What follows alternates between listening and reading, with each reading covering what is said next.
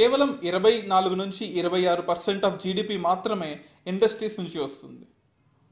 ఇండియాలో అగ్రికల్చర్ కన్నా service sector, software, banking నుంచి ఎక్కువ డబ్బులు గవర్నమెంట్కి ట్యాక్సెస్ రూపంలోగానే వస్తూ ఉంటాయి. ఇండస్ట్రీ ఒక కాన్స్టాంట్ అవుట్పుట్ని ఎప్పుడు మనకి ఇస్తుంది, కానీ దాన్ని మనం అందించుకోలేకపోయాం. 1991 ముందు మనం అగ్రికల్చరల్ ఎకానమీ, 1991 తర్వాత మనం over a period of time service sector ఎకానమీగా మారిపోయాం. మధ్యలో ఇండస్ట్రీని మర్చిపోయాం. ఆ గ్యాప్ని చైనా, రష్యా, వియట్నాం, బంగ్లాదేశ్ వాళ్ళు బాగా ఎన్కాష్ చేశారు. సో ఇప్పటికైనా మనం రియలైజ్ అయ్యి కొత్త ఇండస్ట్రీస్ని ఎస్టాబ్లిష్ చేసుకునే వాడికి సరైన ఇన్సెంటివ్స్ ఇస్తే మళ్ళీ ఇండస్ట్రియల్ సెక్టర్ డెవలప్ అయ్యే అవకాశం ఉంటుంది కదా. కానీ మనం అది చేయలేకపోతున్నాం. ఆఫ్ కోర్స్ 2005లో దాన్ని ఒక యాక్ట్గా తయారు చేశాం. ఈరోజు మన టాపిక్ స్పెషల్ ఎకనామిక్ జోన్.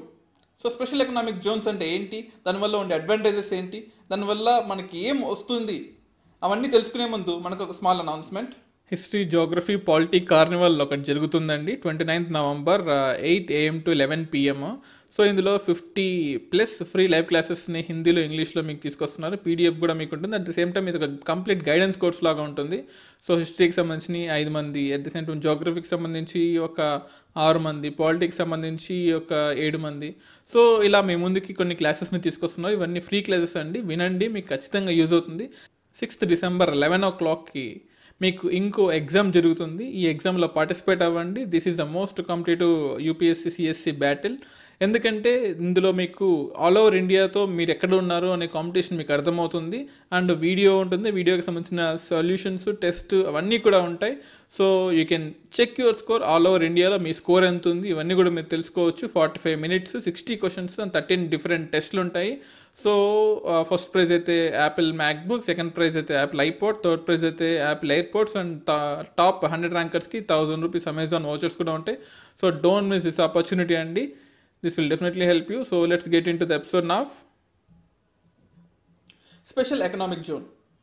మీ అందరికీ తెలుసు, ఒక ఇండస్ట్రీ స్టార్ట్ చేయాలంటే ఆల్మోస్ట్ 27 నుంచి 29 పర్మిషన్స్ కావాలి. రకరకాల డిపార్ట్మెంట్స్ నుంచి, గ్రౌండ్ వాటర్ డిశ్చార్జ్ డిపార్ట్మెంట్స్ నుంచి, నేషనల్ గ్రీన్ ట్రిబ్యునల్ నుంచి, లేదా హోమ్ అఫైర్స్ నుంచి, లేకపోతే అక్కడ లోకల్గా ఉండే లోకల్ అడ్మినిస్ట్రేషన్ నుంచి, MLAs నుంచి, స్టేట్ గవర్నమెంట్స్ నుంచి, సెంట్రల్ గవర్నమెంట్స్ నుంచి రకరకాల పర్మిషన్స్. ఎక్స్పోర్ట్ కావాలంటే కోస్టల్ ఏరియాస్ నుంచి, షిప్పింగ్ యార్డ్ నుంచి రకరకాల పర్మిషన్స్ ఉంటాయి. కానీ ఒక కొత్త ఇండస్ట్రీని స్టార్ట్ చేయలేం. కానీ ఇప్పటికిప్పుడు మనం అన్ని ఇండస్ట్రీస్ స్టార్ట్ చేయలేము కూడా. బయట నుంచి ఎవరైనా ఫారెన్ ఇన్వెస్టర్స్ వస్తే వాళ్ళని అట్రాక్ట్ చేసి మనం ప్లేస్ ఇచ్చి వాళ్ళని డెవలప్ చేయమంటే ఓకే, బాగానే ఉంది. కానీ మన దగ్గర ఉండే లాస్తో, మన దగ్గర ఉండే కొన్ని వందల state labour laws, central labour laws, almost 103 state and central labour laws ఉన్నాయి. ఇన్ని లేబర్ లాస్ని, అంటే ఇన్ని ఇండస్ట్రియల్ లాస్ని, ఇన్ని స్టేట్, డొమెస్టిక్, లోకల్, నేషనల్ లాస్ని కలుపుకొని ఒక ఇండస్ట్రీ, కొత్త ఇండస్ట్రీ రావాలంటే కష్టమే కదా అది. ఎవరైనా ఒక ఫారెన్ ఇన్వెస్టర్ అమెరికా నుంచో, యూరోపియన్ యూనియన్ నుంచో, లేకపోతే రష్యా నుంచో, చైనా నుంచో, ఇంకెక్కడి నుంచైనా, ఆస్ట్రేలియా నుంచి ఇండియాకి రావాలంటే వాడికి ఒక స్పెషల్ ప్లేస్ ఇస్తాం, ఒక స్పెషల్ ఎకనామిక్ జోన్ క్రియేట్ చేస్తాం. అక్కడ పర్మిషన్స్ అడగం, అక్కడ డిపార్ట్మెంట్స్కి కావాల్సిన పర్మిషన్స్ వాడికే ఇంటికి తెచ్చిస్తాం. ట్యాక్స్ ఉండదు, ఎలక్ట్రిసిటీ ఫ్రీగా ఇస్తాం, రకరకాల ఇన్సెంటివ్స్ ఇచ్చి వాడిని అట్రాక్ట్ చేసి ఇక్కడ వాడి చేత ఒక ఇండస్ట్రీ పెట్టిపిస్తాం. ఎందుకు ఇలా ఇన్సెంటివ్స్ ఇస్తున్నామంటే, మనం కాకపోతే మన పక్కన ఉన్న బంగ్లాదేశ్, మన పక్కన ఉన్న వియట్నామో, మన పక్కన ఉన్న చైనానో ఈ ఆపర్చునిటీస్ని గ్రాప్ చేసుకుంటుంది. సో ఇప్పటికైనా మనం మేల్కొని కొత్త కొత్త స్పెషల్ ఎకనామిక్ జోన్స్ని క్రియేట్ చేసి, ఆ స్పెషల్ ఎకనామిక్ జోన్లో ఫారెన్ కంట్రీలో ఎలాగైతే వాడికి ఇన్సెంటివ్స్ ఇస్తారో అటువంటి ఇన్సెంటివ్స్ని మనం ఆ పర్టికులర్ జోన్లో, ఇది కూడా ఇండియాలో ఒక భాగం, ఒక వైజాగ్లోనో, ఒక హైదరాబాద్లోనో, ఒక నెల్లూరులోనో, ఒక ఒంగోలులోనో, లేకపోతే ఒక వరంగల్లోనో, లేదా ఢిల్లీలోనో ఒక ఏరియా ఐడెంటిఫై చేసి సర్వే చేసి వాడికి ఇస్తాం. బాబు నువ్వు ఈ ఏరియాలో రా, ఇక్కడ అపార్ట్మెంట్, ఇక్కడ నువ్వు ఇండస్ట్రీ పెట్టుకో. లేదా వాడికే వాడే సర్వే చేసుకుంటాడు, నేను ఛత్తీస్గఢ్లో పెట్టుకుంటానండి, ఎందుకంటే నాకు ఇక్కడ బాక్సైట్ ఉంది, నాకు ఇక్కడ కోల్ దగ్గరలో ఉంది, నాకు ఇక్కడ కోస్టల్ ఏరియాకి దగ్గరగా ఉంది, సో నాకు ఇక్కడ చీప్ లేబర్ దొరుకుతారు, లేదా నేను జార్ఖండ్లో పెట్టుకుంటాను, నేను ఒరిస్సాలో పెట్టుకుంటాను అని వాడికే వాడే డిసైడ్ చేసుకోవచ్చు. సో ఈ స్పెషల్ ఎకనామిక్ జోన్స్ కోసం ఒక యాక్ట్ని కూడా తయారు చేశారు. స్పెషల్ ఎకనామిక్ జోన్ యాక్ట్ 2005ని తయారు చేసి ఒక కంప్లీట్ ప్రాసెస్, ఒక కంప్లీట్ స్ట్రక్చర్ ఇచ్చాం. అఫ్ కోర్స్ ఇది 2000 సంవత్సరంలోనే వాజ్పేయి గారు టైంలో మనకు చాలా ఇండస్ట్రీస్ ఇండియాకి వచ్చాయి. బట్ కొన్ని వైలేట్ చేస్తున్నాయి, కొన్ని నామ్స్కి వైలేట్ చేస్తున్నాయి, కొన్ని ఫ్రీడమ్ కోరుకుంటారు వాళ్ళు. కానీ ఓవర్ ఫ్రీడమ్ ఇస్తే దాన్ని మన నేషనల్ సెక్యూరిటీకే నష్టం చేసే అవకాశం ఉందని చెప్పేసి ఈ యాక్ట్ని తీసుకొచ్చాం. సో ఫస్ట్ ఆఫ్ ఆల్ అసలు మనకి ఎందుకు కావాలి స్పెషల్ ఎకనామిక్ జోన్స్? మీకు తెలిసే ఉంటుంది, ఈస్ట్ ఇండియా కంపెనీ వాళ్ళు, డచ్ ఈస్ట్ ఇండియా కంపెనీ వాళ్ళు, పోర్చుగీస్ ఇండియా కంపెనీ వాళ్ళందరూ ఇండియాకి వచ్చి ఎలా లూటీ చేశారు and in the name of trade how they conquerors. So మనం భయపడ్డా, ఓకే కాన్స్టిట్యూషన్ వచ్చిన తర్వాత మళ్ళీ వాళ్ళని ఫ్రీగా ఒక క్యాపిటలిస్టిక్ కంట్రీగా మనం రాసుకుంటే మళ్ళీ వాళ్ళు వచ్చి మోనోపోలిస్టిక్ చేసే అలవాటు ఉంటుంది కదా. సో అందుకోసమే మన రాజ్యాంగంలో కూడా, మన ప్రియాంబుల్లో కూడా India is a sovereign socialist అని రాసాము. సోషలిస్ట్ అనే భావాలు మనలో ఉన్నాయి. కానీ over period of time socialistic భావాలు పోయి క్యాపిటలిస్టిక్ భావాలు వచ్చి ఒప్పుకోవాలి.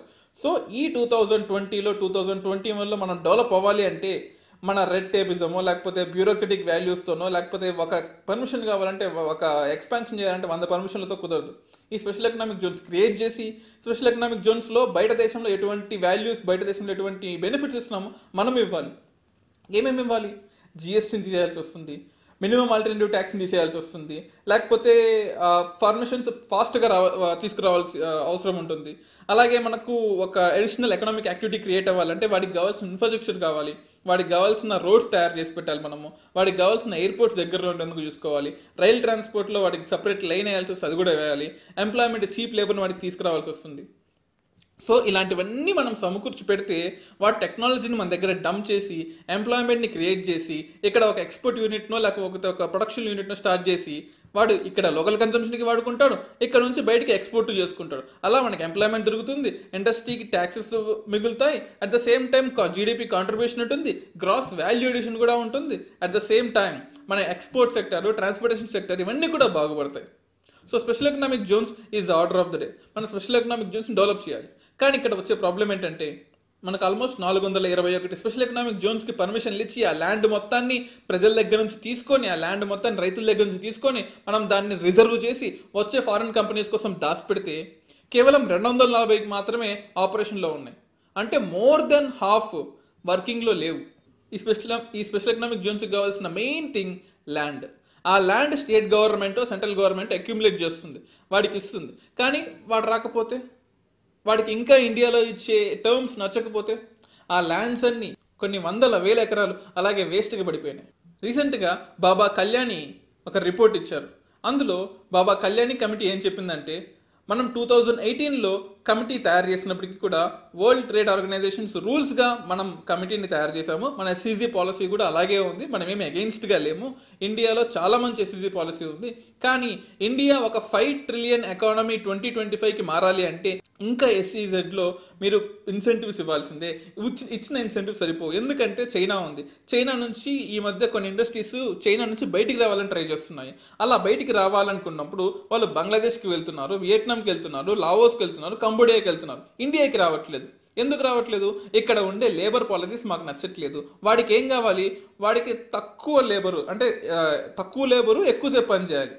కానీ ఇండియాలో పాలసీస్లో ఒప్పుకో, ఒక రోజుకి 8 గంటలు పని చేయాలి. కానీ వాళ్ళకి 12 గంటలు పని చేసే లేబర్ కావాలి, మనం ఒప్పుకోం దానికి. సో వాడు వియట్నాంకి వెళ్ళిపోతున్నాడు. ఇటువంటి కేసెస్లో మనం కొంచెం కాంప్రమైజ్ అయ్యినా సరే ఆ ఇండస్ట్రీస్ని వేరే కంట్రీస్కి వెళ్లకుండా మనం అట్రాక్ట్ చేసుకోవాలి. వన్స్ ఆ ఇండస్ట్రీస్ ఇండియాకి వచ్చిన తర్వాత వాళ్ళకి ట్యాక్స్ కాంపన్సేషన్ ఎక్కువ ఇవ్వడమో లేదా మన ప్రజలకి శాలరీస్ ఎక్కువ ఇవ్వడమో ఇలా కాంపన్సేట్ చేసుకుంటూ మనం డెవలప్ అవ్వాలి తప్ప మన లేబర్ లాస్ దానికి ఒప్పుకోవు అని అవుట్రేజ్గా ఒక కంపెనీని రిజెక్ట్ చేస్తే ఫ్యూచర్లో దాని ఇంప్లికేషన్స్ ఎంతో నష్టం చేకూర్చే విధంగా ఉంటాయి. సో స్పెషల్ ఎకనామిక్ జోన్స్ మనకు కావాలి, కానీ ఉన్న ఇన్సెంటివ్స్ సరిపోవట్లేదు. ఉన్న ఇన్సెంటివ్స్, ఉన్న బెనిఫిట్స్ ఫారిన్ కంట్రీస్కి సరిపోవట్లేదు. ఎందుకంటే మనకన్నా చీప్గా, మనకన్నా చీప్ లేబర్, మనకన్నా చీప్ ఇన్సెంటివ్స్, మనకన్నా ఎక్కువ రైన్ఫాల్ ఉండే కంట్రీస్, మనకన్నా ఎక్కువ మినరల్స్ ఉండే కంట్రీస్ సౌత్ ఈస్ట్ ఏషియాలో చాలా ఉన్నాయి. సో వాళ్ళకి పోటీ పడే విధంగా మనం ఉండాలంటే మన ఎస్సీజీలో ఎన్నో రిఫార్మ్స్ రావాలి.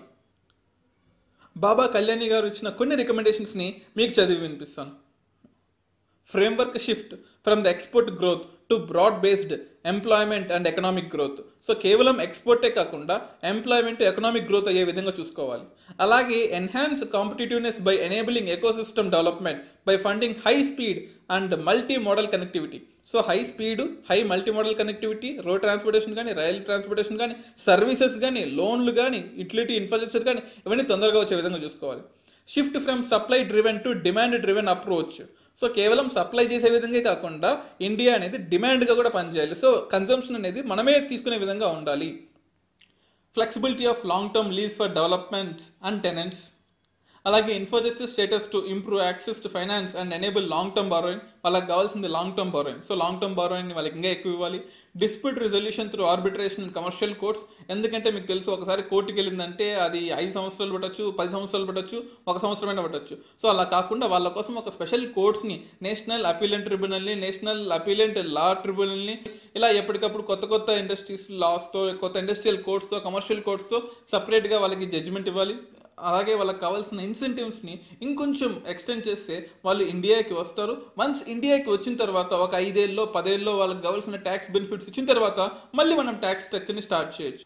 సో ఫస్ట్ ఇండియాకి ఎఫ్డిఐ రిజర్వ్స్ ఎక్కువగా వస్తాయి, దాని తర్వాత ఎంప్లాయ్మెంట్ వస్తుంది, దాని తర్వాత ట్యాక్స్లు వస్తాయి, దానివల్ల చుట్టుపక్కల ఊర్లు బాగుపడతాయి. అట్ ద సేమ్ టైం ఇండియాకి ఎకానమీ కూడా డెవలప్ అవుతుంది. సో స్పెషల్ ఎకనామిక్ జోన్స్ అంటే అర్థమైంది అనుకుంటున్నాను. మరికొన్ని కాన్సెప్ట్స్ అండ్ డౌట్స్ ఏమైనా ఉంటే upsradio@gmail.comకి మెయిల్ చేయండి, లేదా కింద కామెంట్లో మీకు కావాల్సిన టాపిక్ని చెప్పండి, దాన్ని ఎక్స్ప్లెయిన్ చేయడం జరుగుతుంది. Thank you.